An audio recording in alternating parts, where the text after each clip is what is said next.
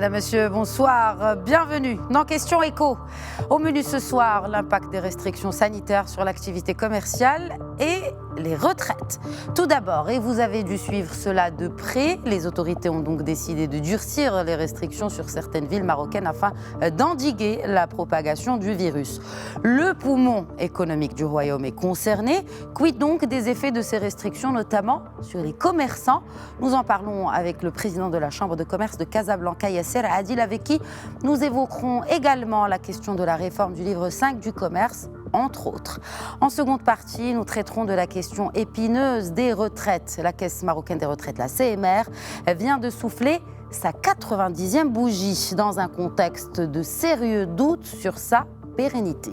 Les caisses de la CMR ne sont plus à même d'honorer ces engagements et menaceraient les finances de l'État. D'ailleurs, si le projet de loi de finances 2021 est voté tel que présenté par l'argentier du Royaume lundi dernier au Parlement, eh bien les fonctionnaires devront payer 11% de plus sur leurs cotisations de retraite. Comment en est-on arrivé là et comment sortir de cette situation enlisée? Réponse en compagnie de l'économiste et chef du Centre d'études et de recherche Aziz Blal, professeur Mohamed Chigar. Bienvenue à tous.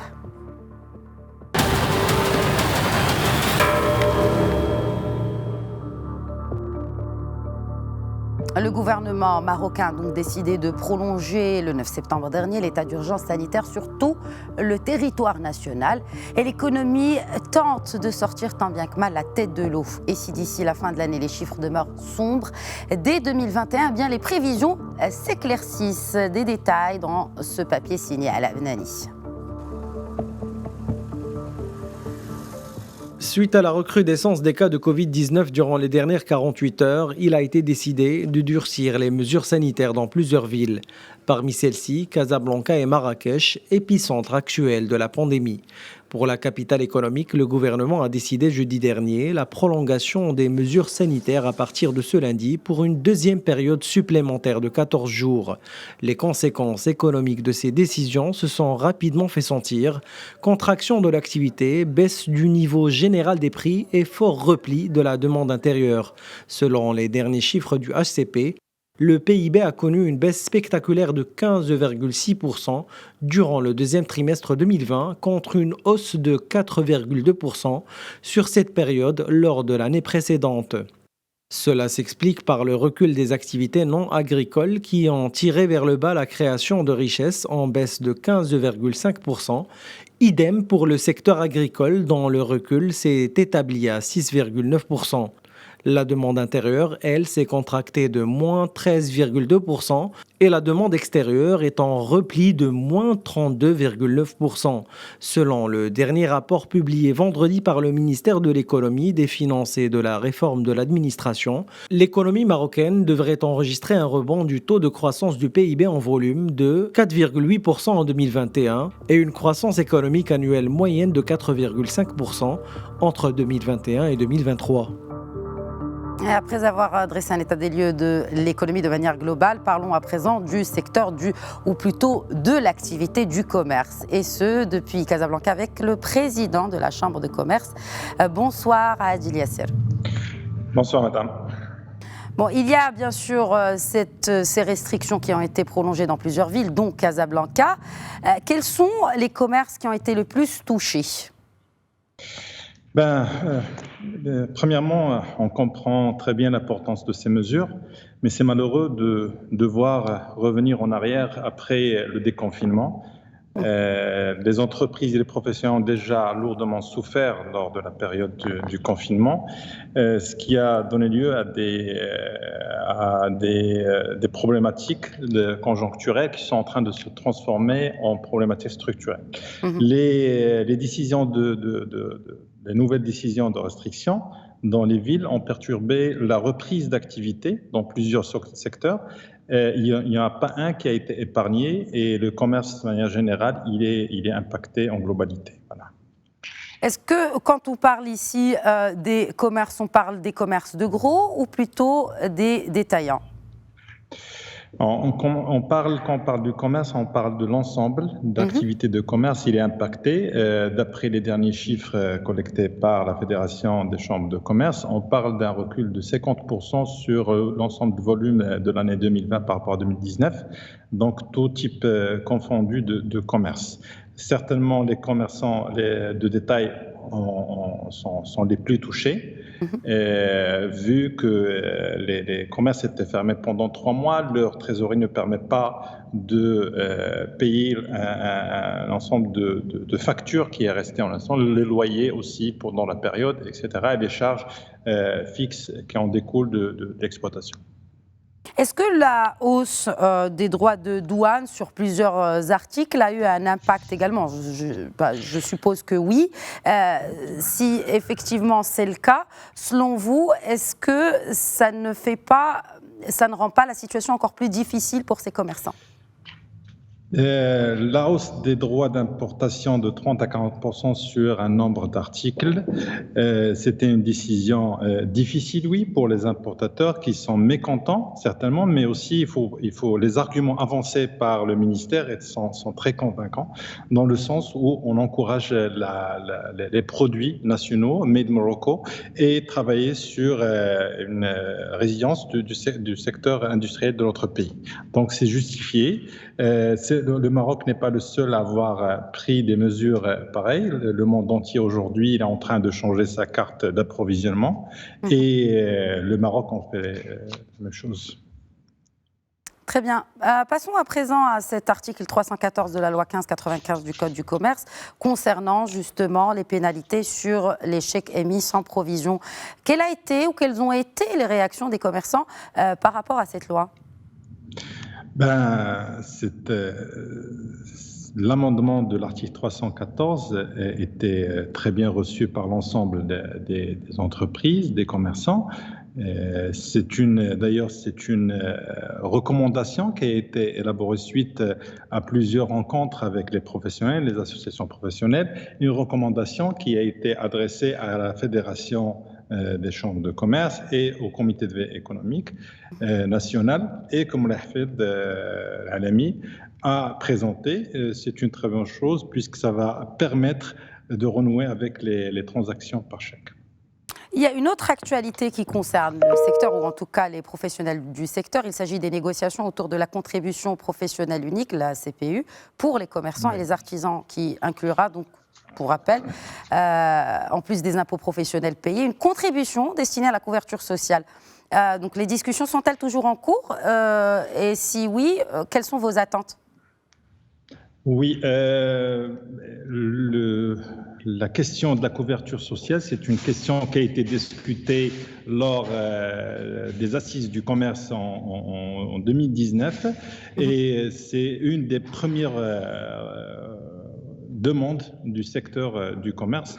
Donc les négociations avec la CNSS, on avait abouti à un forfait par famille.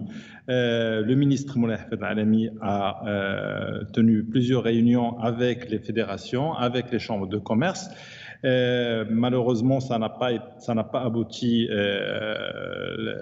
pour être introduit lors de la loi de finances rectificative de 2020. Espérons que ça va être le cas pour l'exercice 2021. Mais chose certaine, c'est que ça va être fait très très prochainement et en réponse à une forte demande de la part des commerçants en ce qui concerne la couverture sociale et peut-être par la suite, on va en parler sur le problème de la retraite aussi des commerçants.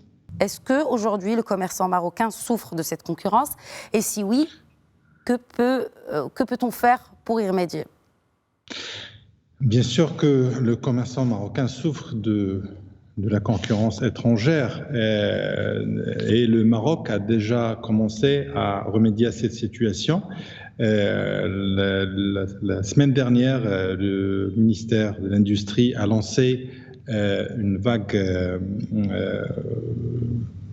une banque de projets plutôt, une banque de projets pour justement la substitution des produits importés et commencer à produire localement un nombre de produits qu'on importe aujourd'hui et qui coûtent cher par rapport à nos commerçants et aux consommateurs marocains. Ça va être l'occasion d'enrichir l'industrie marocaine par de nouveaux produits, de nouveaux projets qui vont permettre certainement de limiter l'impact de la concurrence internationale sur le marché marocain. Alors, quid de l'impact de la crise, des restrictions, qui est notre sujet principal aujourd'hui? Quelles sont vos recommandations? Quelles sont les recommandations des commerçants aujourd'hui?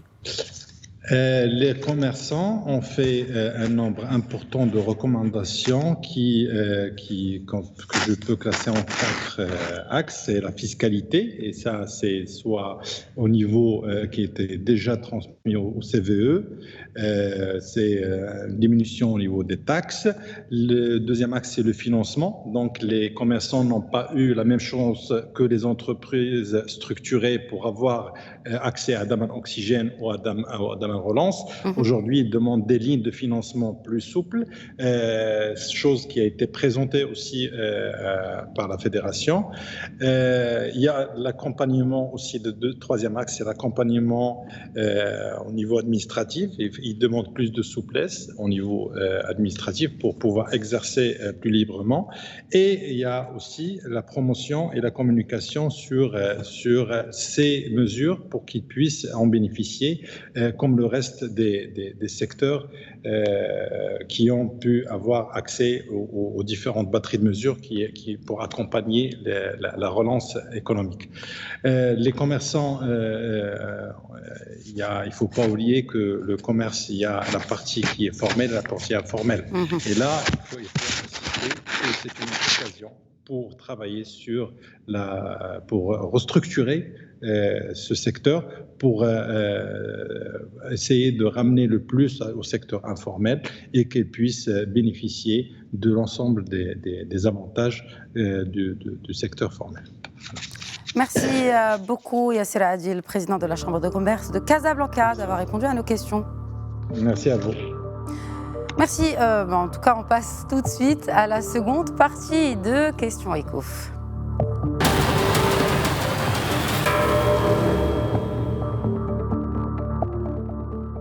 Et face à une baisse des réserves, les pensionnés de la Caisse marocaine de retraite verront leur taux de cotisation augmenter dès l'année prochaine. Ce dernier passera de 28 à 39% à l'horizon 2022. Donc, c'est le ministre de l'économie, des finances et de la réforme de l'administration, Mohamed Ben Chaïboun, qui l'a annoncé lundi dernier à l'occasion de la présentation du projet de loi de finances 2021 devant le Parlement.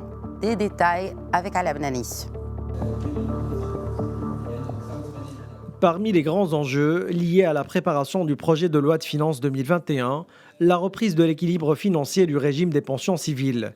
Selon le ministre des Finances et de la réforme de l'administration, il est prévu une baisse des réserves des pensions civiles de 70,65 milliards de dirhams aujourd'hui à 54,21 milliards de dirhams en 2022. Ce dernier chiffre correspond au seuil minimum requis par la loi qui représente 2 ans de pension. Cette prévision incite alors à l'augmentation des prélèvements à 39% en 2022 contre 28% actuellement. Une mauvaise nouvelle pour les fonctionnaires qui souffrent de la cherté du coût de la vie. En ce qui concerne le déficit financier, il devrait atteindre 9,31 milliards de dirhams en 2022 contre 5,26 milliards de dirhams en 2020. Entre 2020 et 2022, les cotisations passeront de 22,79 milliards de dirhams à 23,46 milliards de dirhams, alors que les pensions atteindront 35,23 milliards de dirhams contre 31,10 milliards de dirhams en 2020. On note ainsi une hausse des pensions supérieure en proportion par rapport à celle des cotisations. En conséquence, le déficit technique atteindra 11,77 milliards de dirhams en 2022 contre 8,31 milliards de dirhams en 2020. Pour réguler son équilibre financier, la CMR, Caisse marocaine des retraites, a fait appel à un prestataire externe. Objectif, explorer les pistes pour optimiser la gestion du fonds de réserve des régimes de pension civile. Rappelons que la CMR assure la couverture de quelques 955 000 affiliés au régime de pension civile et militaire et compte plus de 833 000 pensionnés. Et nous joignons pour commenter tout cela depuis Rabat, l'économiste et chef du Centre d'études et de recherche à Aziz Blel, Mohamed Chigar. Bonsoir, Mohamed Chigar. Bonsoir, madame. Comment en est-on arrivé là? Quelles sont les raisons principales de cette situation délicate? Je crois qu'avant de répondre à la question, alors concernant les éléments qu'on devrait préciser, le premier élément, c'est que nous sommes dans la CMR, il est basé beaucoup plus sur le système de répartition, c'est-à-dire qu'il est basé sur la solidarité des générations. Et donc là, l'importance est donnée beaucoup plus au ratio actif par rapport aux retraités. Deuxième précision, avant de répondre à votre question, nous vivons une transition démographique. Et il y a un risque, donc, de transition démographique. D'un côté, le Maroc vieillit d'une manière précoce, et de l'autre côté, apparemment, le Maroc est en train de rater, de mettre à contribution le dividende démographique. Troisième précision, nous avons un système de retraite qui est fragmenté. Il y a plusieurs caisses, il y a la CMR, le RCR, la CIMR, la CNSS, il y a des caisses autonomes et ainsi de suite.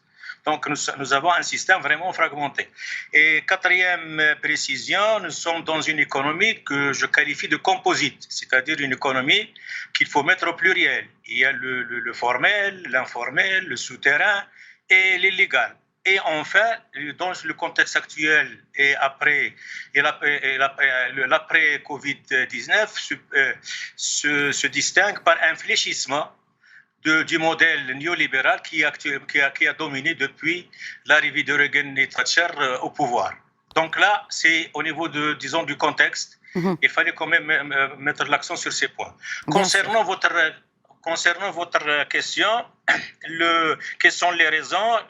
En premier lieu, la raison qui a poussé le ministère à augmenter le taux de cotisation, c'est essentiellement l'équilibre financier. Donc, dans le rapport, ça a été mentionné. Mais en fait, la raison profonde de cette situation, elle relève de la politique économique du pays. C'est-à-dire qu'en principe, l'équilibre, la pérennité de la CMR est lié beaucoup plus à ce rapport entre les actifs et les retraités. Cet actif a connu une dégradation. Il y avait 4 actifs pour un retraité. Aujourd'hui, nous avons un actif pour un retraité. Demain, on aura peut-être 0, pour un retraité. Et ça va toujours poser le problème. Donc, le véritable problème de la CMR, c'est du côté démographique, c'est du côté du recrutement du nombre de fonctionnaires. Et l'État avait choisi, il a opté pour une politique qui est basée sur le dégraissage.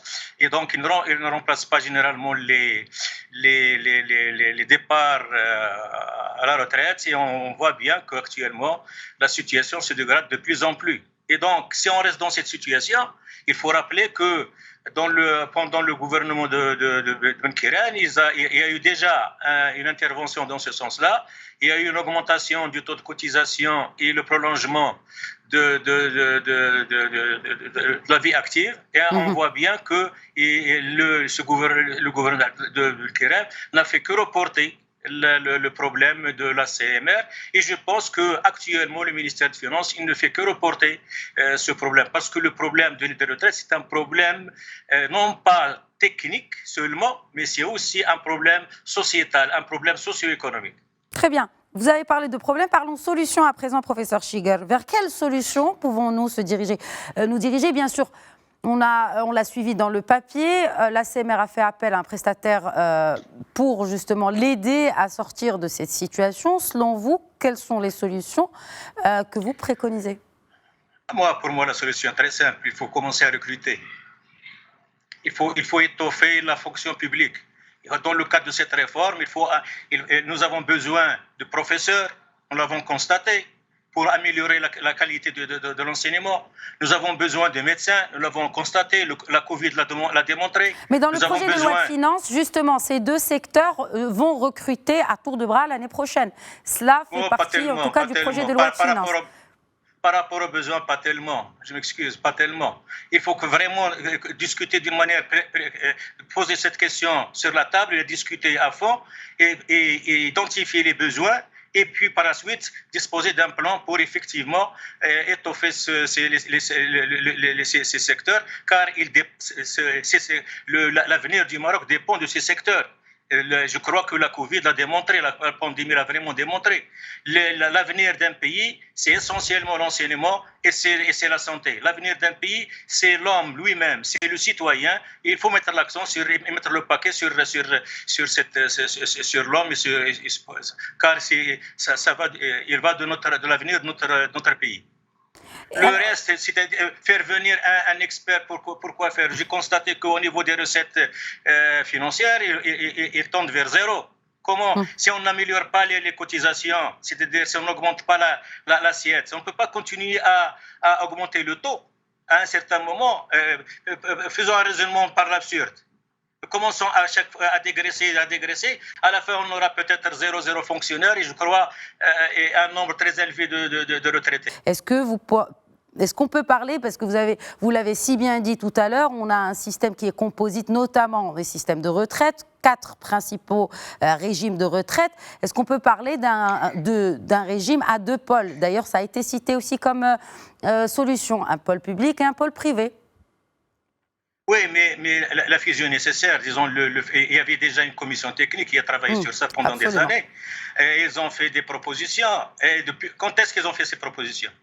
Il y a au moins 5 ou 6 ans. Nous avons un problème avec les réformes au Maroc. Nous avons un problème avec le temps au Maroc. On n'arrive pas à aller de l'avant, à réformer, et on n'arrive pas à prendre conscience de l'importance du temps. Mais aujourd'hui, dans l'urgence, il faut revoir la politique économique et il faut mettre l'accent sur la réforme de la fonction publique dans le sens de disposer des profils convenables, des profils non seulement au niveau de l'administration centrale, mais aussi au niveau des collectivités, parce que nous avons engagé le processus de la régionalisation avancée. Qui va faire cette régionalisation avancée? Est-ce qu'on va la faire toujours avec les conseillers qu'on a aujourd'hui, dont la plupart n'ont même pas le certificat d'études? Prenez le cas du côté de l'économie elle-même. Elle ne fait pas travailler la matière grise. C'est malheureux pour nous. Notre valeur ajoutée est très faible à cause de ça. Donc le véritable problème, il faut généraliser le salariat au Maroc, si on veut vraiment régler le problème de la prévoyance sociale. Oui, mais vous dites qu'il faut recruter plus, professeur Schigel, je me permets de vous interrompre. Il faut recruter plus. Oui, mais les caisses de l'État sont vides. Enfin, sont vides, non, en tout cas. Les recettes ont nettement baissé à cause de la crise, en l'occurrence. Donc comment on peut envisager de recruter plus en connaissant le poids de la masse salariale sur le budget de fonctionnement de l'État? La masse salariale, s'il est très élevé, c'est parce qu'on a un PIB très faible et même sous-estimé. Ça veut dire que l'économie, on ne crée pas suffisamment de richesse. Il faut aller au fond du problème. Il faut pas, la question des moyens financiers, c'est qu'il faut réformer la fiscalité. Depuis quand nous avons eu 3 assises de la fiscalité? Jusqu'à maintenant, nous ne sommes pas arrivés à mettre en application les recommandations de ces assises. Et je crois que c'est ça le véritable problème. Il faut pas l'État peut toujours disposer d'argent. Il peut, parce que donc ce que vous proposez, c'est d'élargir l'assiette fiscale en temps de crise économique, clairement, Mohamed Schigel. Oui. Il faut réformer le système fiscal, il faut réformer l'OCAF, nous avons beaucoup, il faut introduire Zakat, nous avons plusieurs pistes à explorer. Très bien. Et puis peut-être même, il faut utiliser parfois même la planche à billets s'il le faut, comme l'ont fait les Américains et les Européens. Est-ce qu'on peut comparer l'économie marocaine à ces économies-là, professeur Schigel? Bien sûr, je ne vous apprends rien. Oui, mais notre économie est beaucoup mieux placée que les autres économies. Notre économie, c'est une économie extensive. Il peut réaliser des taux de croissance à 2 chiffres. Par contre, les économies des pays développés aujourd'hui, s'il arrive à faire 1% ou 2%, c'est vraiment une performance. Nos besoins sont très importants. Nous avons une économie très jeune. Alors, je voudrais terminer juste avec vous sur ce point très important qu'est celui du régime de couverture sociale généralisée. Est-ce que vous pensez que l'une des conditions de sa réussite serait d'éviter justement les erreurs peut-être qu'on aurait commises dans la gestion des autres régimes de retraite, en l'occurrence? C'est pas seulement une question de gestion. La gestion, elle est là. Je suis complètement d'accord avec vous. Mais prenez la population active. Nous avons comme population active quelque chose presque 12 millions. Sur ces 12 millions, il n'y a que 4 millions qui disposent d'un revenu, j'allais dire, permanent, des salariés ou des fonctionnaires. C'est un chantier titanesque, hein? C'est pas facile. Hein? Mais comment faire? Moi, je crois qu'il faut tirer les conclusions de la pandémie. Le Maroc a besoin, il doit mettre l'accent sur l'industrialisation du pays.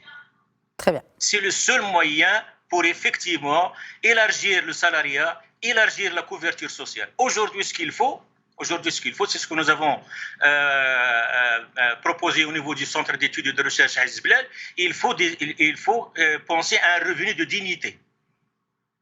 Et un revenu de dignité qui n'est pas tout à fait un revenu universel. C'est-à-dire puisque nous avons actuellement le salaire minimum est de 2800, 2900, presque 3000 dirhams, il faut garantir à tous les Marocains qui sont en âge d'activité un revenu de 3000 dirhams. Celui qui gagne 2000, il faut lui ajouter 1000 pendant un certain temps. En attendant de lancer le processus d'industrialisation du pays. Merci beaucoup. Merci professeur Mohamed Chiguer, président du Centre d'études et de recherche Aziz Blal, d'avoir répondu à mes questions. Voilà, donc Question Écho, c'est terminé pour aujourd'hui. Je vous donne rendez-vous demain, Inch'Allah, même heure, même endroit, pour de nouvelles questions et répondre à vos interrogations. D'ici là, prenez bien soin de vous.